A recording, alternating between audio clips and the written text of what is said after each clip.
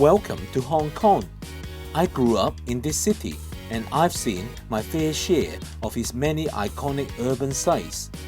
But today, I'm thrilled to show you a lesser-known side of Hong Kong. We're heading to Cape D'Aguilar, a hidden gem that is often overlooked, even by the locals. Join me in exploring this wild side of Hong Kong. Let's go!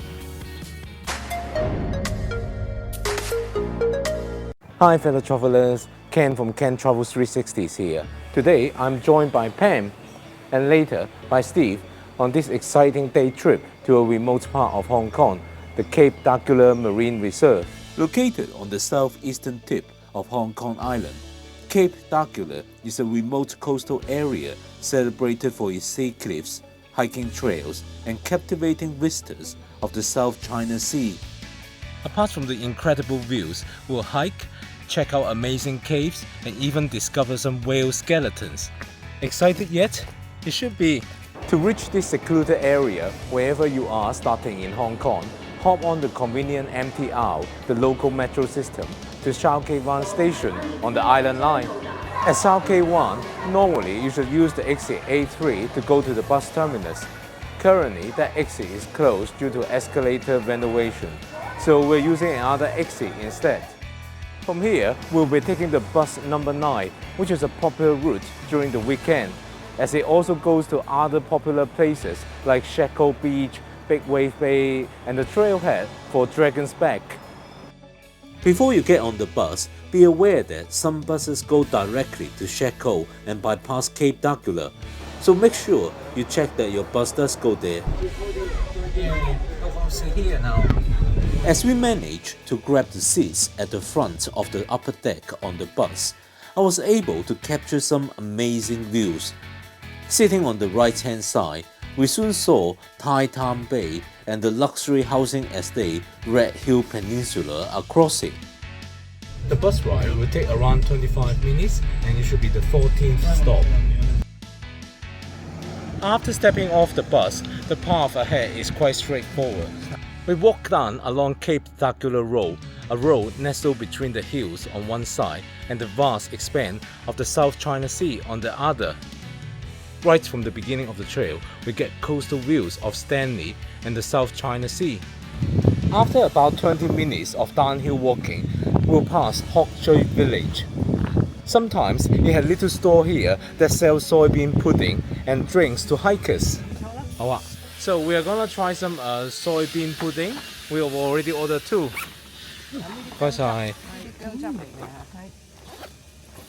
We ordered the soybean pudding. We are gonna try it.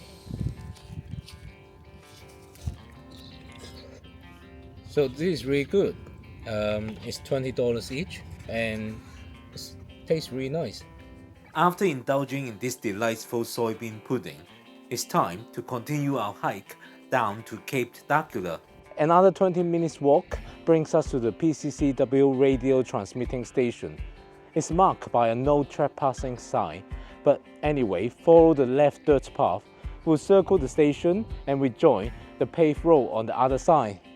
If you have time, you can also check out Lap Sap Wan, which literally means rubbish bay. Trash naturally washes up here due to its location, but it's regularly cleaned, so you may end up with a perfect beach to yourself.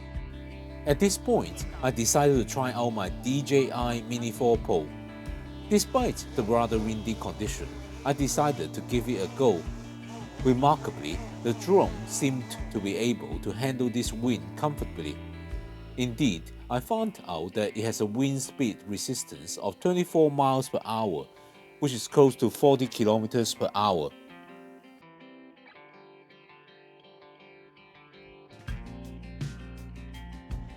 As we turn the corner past the green fence, breathtaking coastal views will greet us.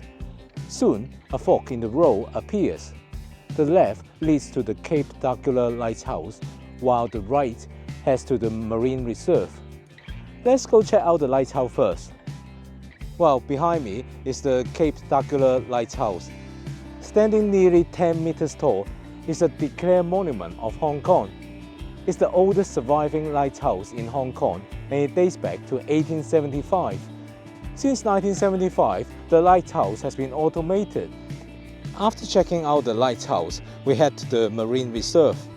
The Cape D'Aguilar Marine Reserve is the only marine reserve in Hong Kong. This protected area safeguards its rocky shores and subtidal habitats, prohibiting activities such as swimming, diving, fishing, and shell collecting. When you reach a long downward slope, that's the final stretch towards Cape D'Aguilar Marine Reserve. Here, you are treated to breathtaking views of Hok Tsui Wan and Koh Peng Chau to your right. The scene is a sight to behold, with crashing waves and deserted islands. It's almost surreal, giving off an end-of-the-world vibe, making it hard to believe that we are still in Hong Kong. While descending the slope towards the Marine Reserve, watch for a concealed path on your left. The trail leads to Thunder Cave, a narrow crack in between the rocks that reveals the sea on the other side.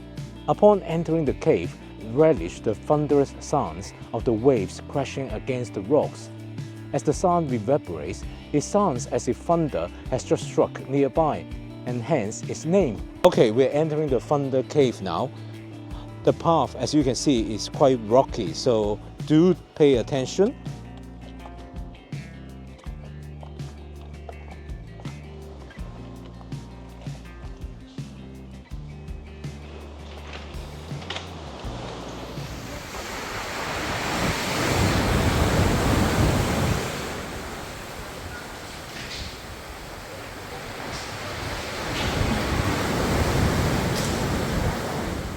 From Thunder Cave, we walk back along the main path and walk towards the white building in front of us. The building is the University of Hong Kong Swire Institute of Marine Science, and they co-manage this marine reserve. If you have been enjoying this video of Cape D'Aguilar, please remember to hit the like button. And if you know someone who may enjoy this, don't hesitate to share this video with them too. Next to the building, there is an intriguing display. It's the bones of a whale named Miss Willie. Exposed to the elements, this bone endure constant natural battering, causing some parts of the skeleton to weather, revealing what lies within. There are various theories about Miss Willie's identity. Some suggest that it might be an orca that once performed in Ocean Park, while others believe it could be a whale stranded in Victoria Harbour once. The true story behind Miss Willie remains a mystery. If you enjoyed this hike with us so far, please consider subscribing to my channel. I've got a lot more videos on adventures like this on my channel, and by subscribing, you'll be the first to know whenever I release a new video. We saved the best till last. We're now visiting the most exciting spot in Cape D'Aguilar, the Crab Cave. Situated next to the Swire Institute of Marine Science, you won't have trouble finding this attraction, especially on weekends when you notice a bustling crowd and long queues for that perfect photo opportunity. The cave owes its name to its arch-like structure that strikingly resembles a crab, making it a must-visit photo spot. The crab's mouth provides an ideal frame against the wild waves, setting the stage for a dramatic and breathtaking landscape. You also have the opportunity to climb atop the Crab Cave for an even better perspective of the coastline. So I'm climbing the Crab Cave to the top.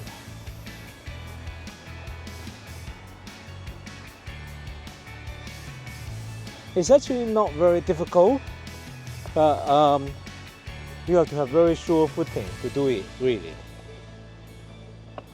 So let's keep going up. Hello! We're quite far up now. Let's continue.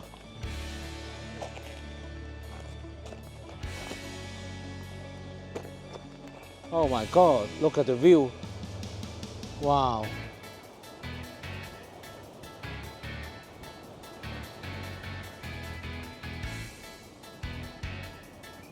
Okay, we are on the top of the Crab Cave now. It's pretty high up. It's not very tricky, but I'm not gonna go further because you can see the rock is really jagged. There's the Crab Cave. There are so many people now.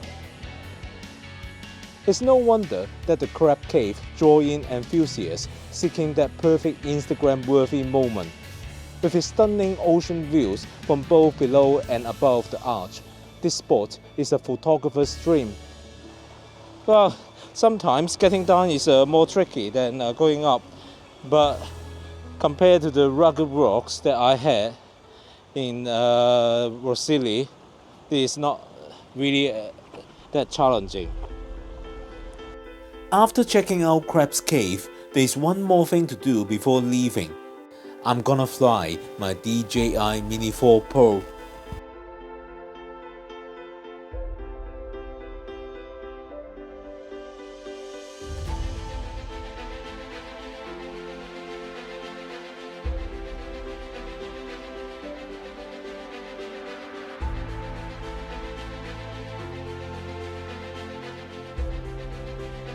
What a day we've had! Cape d'Aguilar is such an impressive place to visit. It really reminds me of our recent visit to Worm's Head at Rossili in South Wales. To check out a similarly exciting adventure, watch this video next. See you over there. Ciao! Time for dinner afterwards. Tea.